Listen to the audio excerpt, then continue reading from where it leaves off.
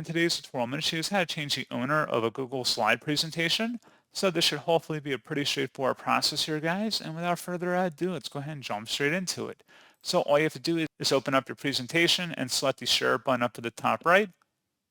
If they're already given access up here, that's fine. Otherwise, you may have to invite them at the top.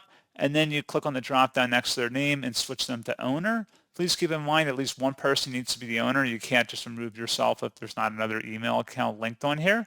And then you would select done to save. And then they would have to accept the invitation to become an owner. They're going to get an email link to accept it.